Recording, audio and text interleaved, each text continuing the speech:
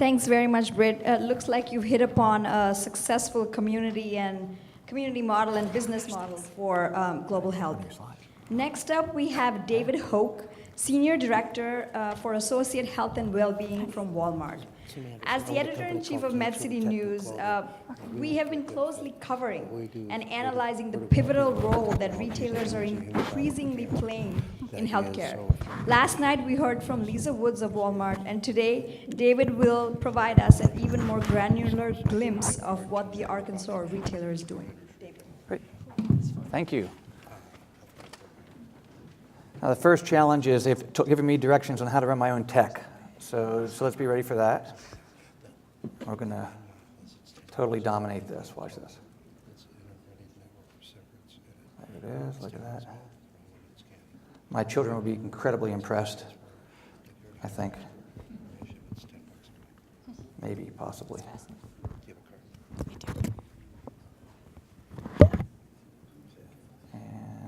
Bingo. Hey, look at that. All right.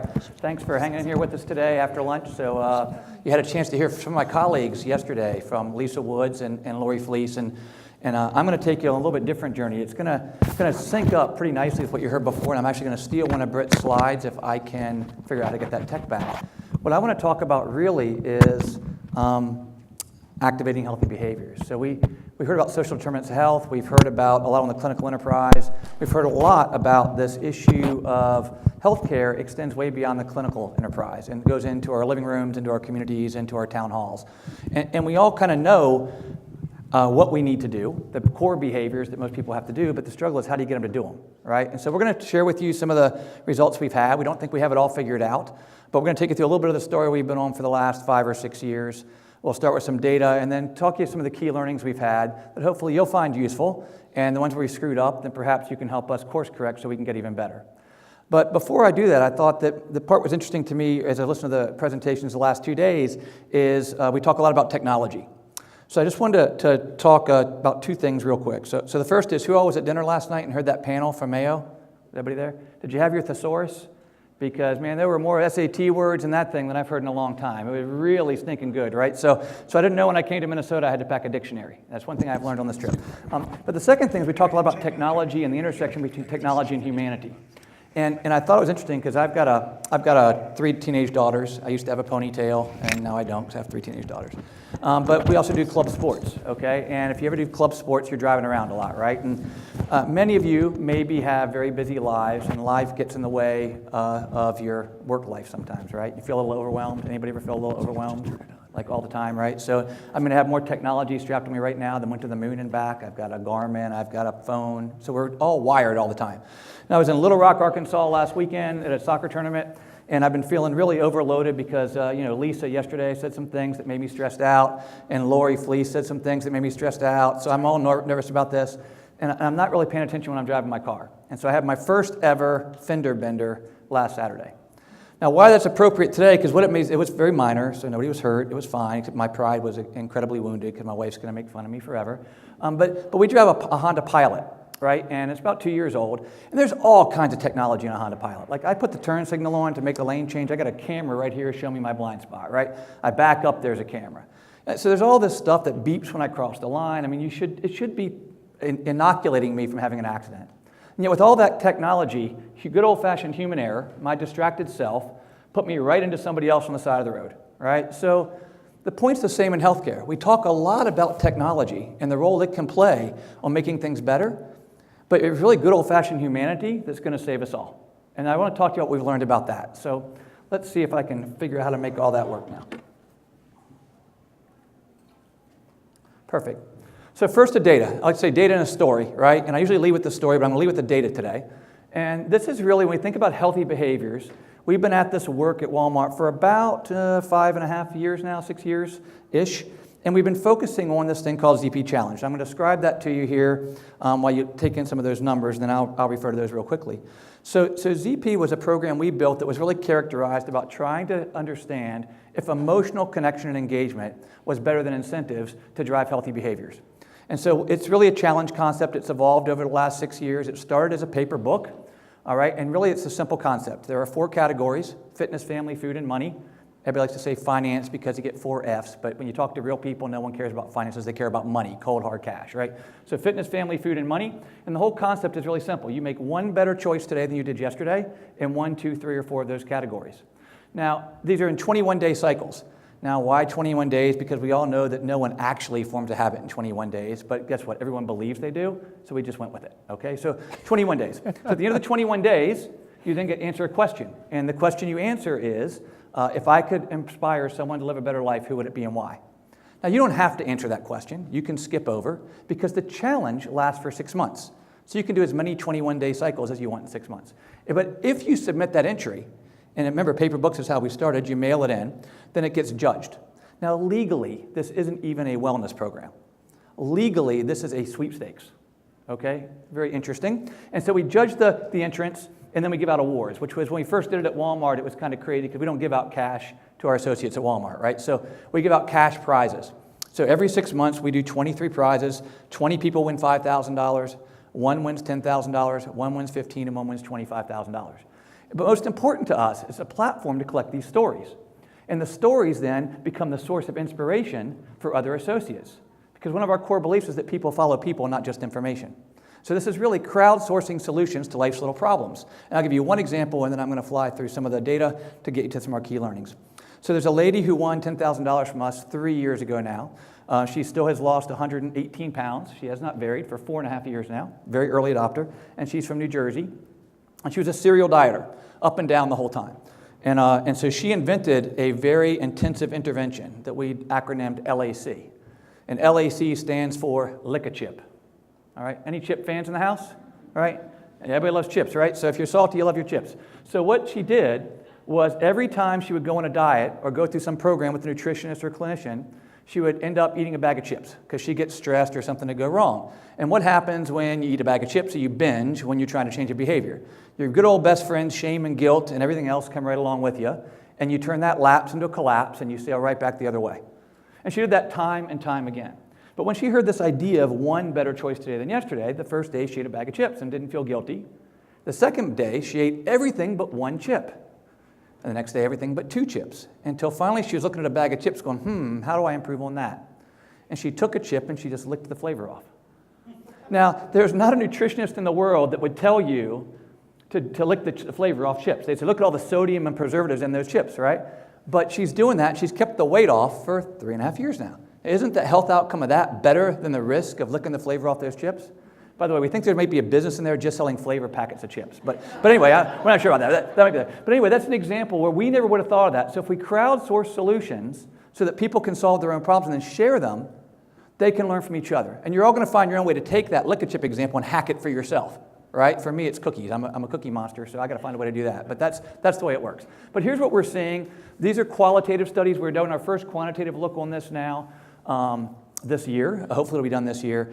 And we traded off data collection initially for engagement. All right? So I said we did paper books, and there's some principles I'll talk about why that was important. But we went through all the interview notes because we have to extensively interview anybody that submits an entry to determine who's going to win the prizes.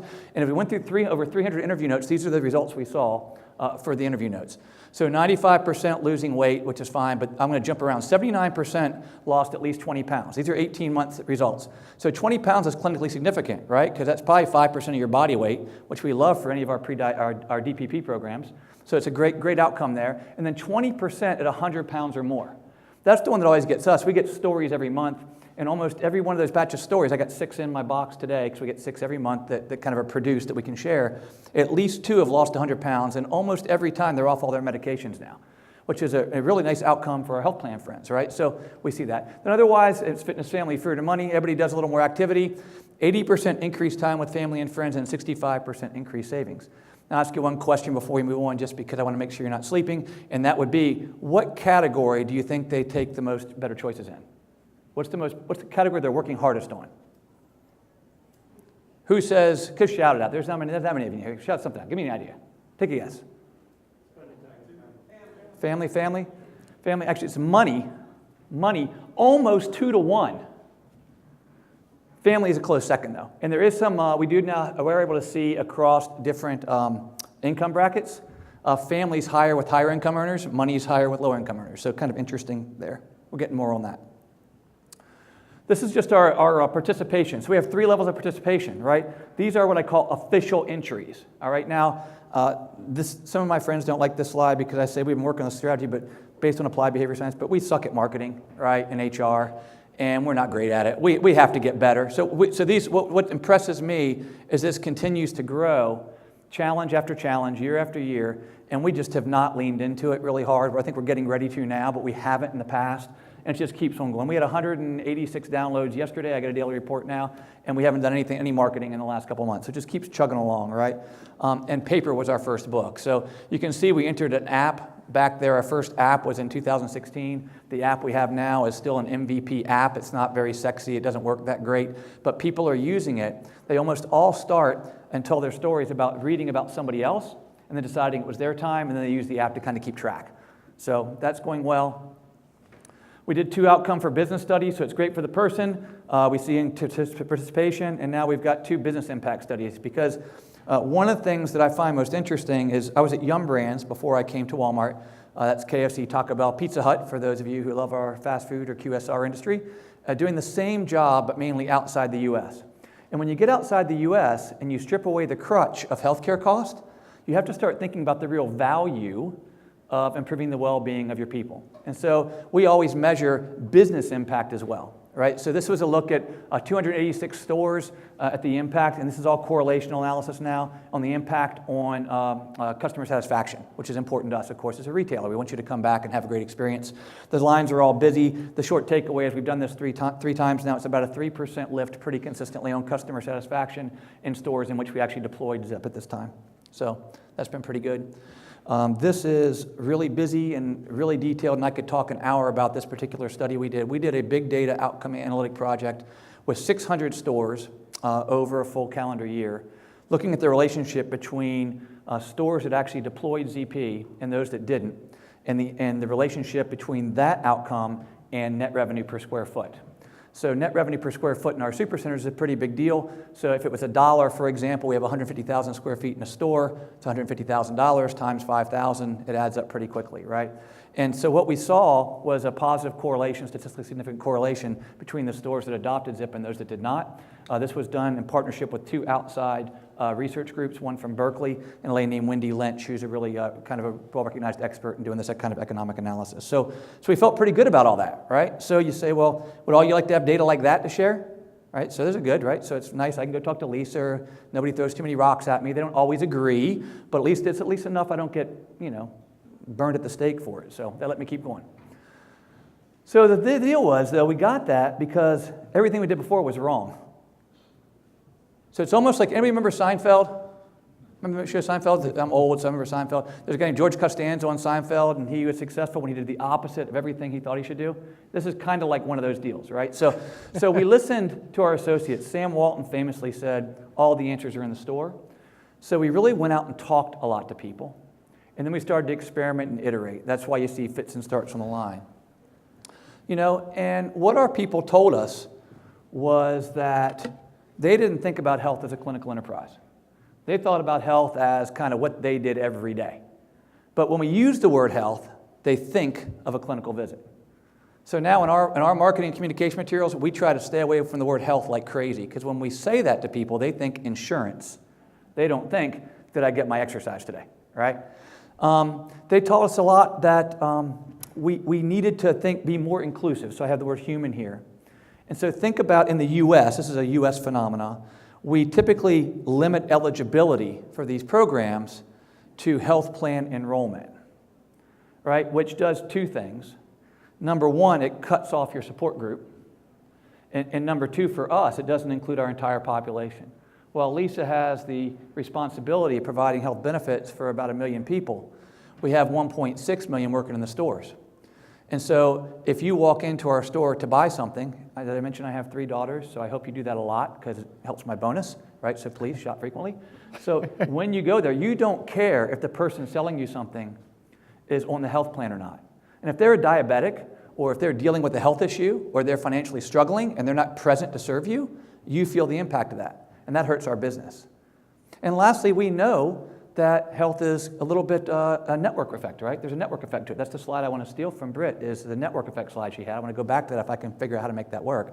but it's a network effect. So when we actually limited eligibility, no wonder we fail at influencing these behaviors. So we actually designed ZIP and everything that we do in our group as best we can for what we call unlimited eligibility, which means every one of you could participate in a ZP challenge right now and potentially win, because the rules of a sweepstakes say that we judge the entries blinded, and we've actually had the mother of an associate win $10,000 and things like that, right? So we have to lean into the humanity, not away from it. So we are already into the communities in which we operate.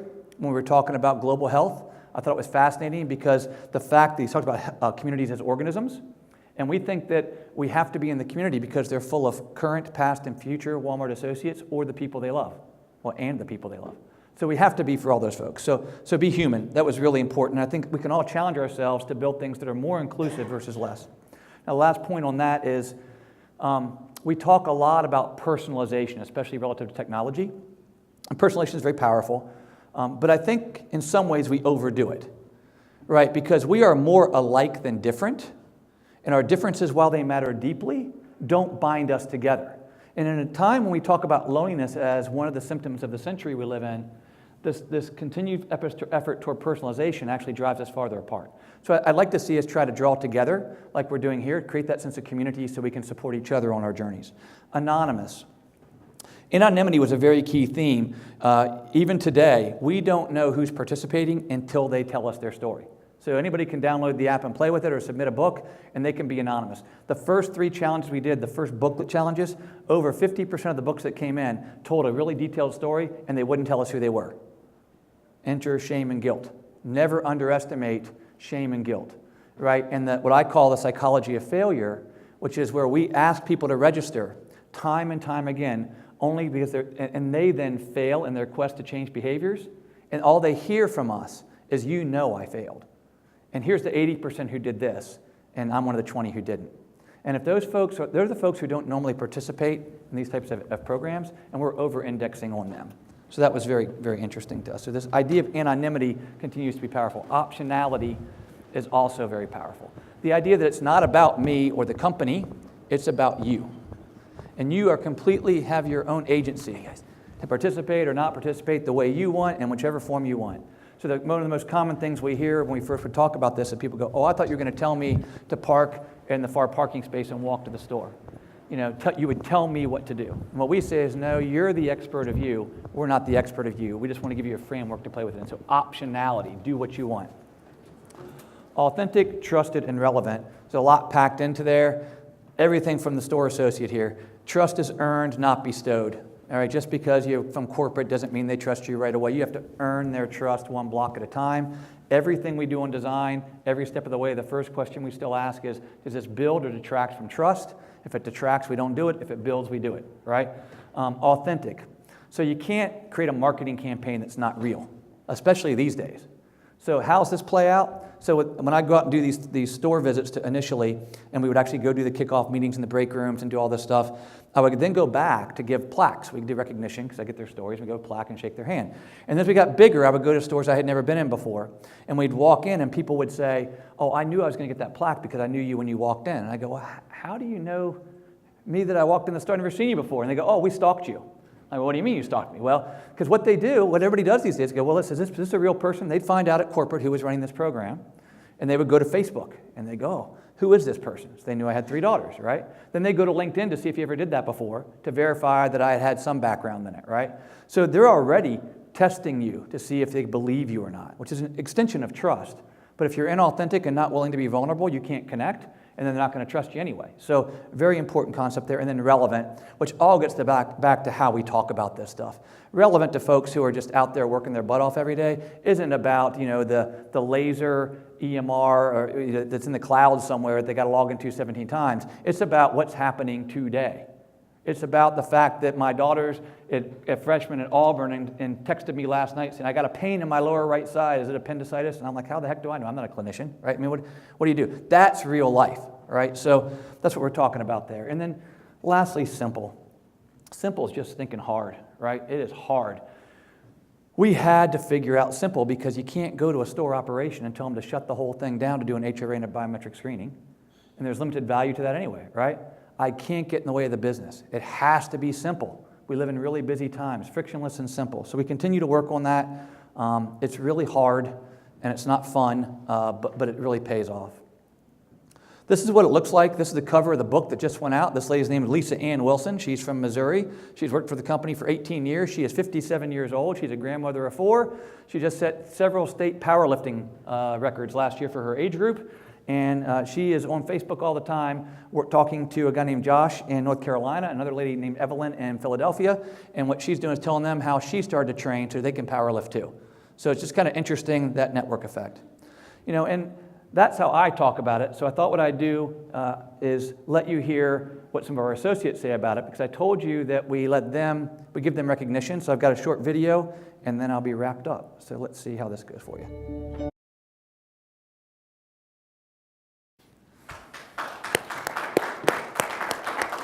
So thanks for hanging in with me. I think that hopefully there's some nuggets there that you can use. Think about them. We don't have it all figured out, but I think together, that's the beauty of things like this. Maybe we can help each other figure this out. The slide I was going to use from Britt was that network slide. We're in the nascent stage, right? But the more that we can create Kathys and Davids and Richards, the more we can connect them together, the more we can have lick chips and non-lick chips and whatever it may be. That's where we need to go to solve this thing for all of us. So I hope that was useful to you, and thanks so much for your time.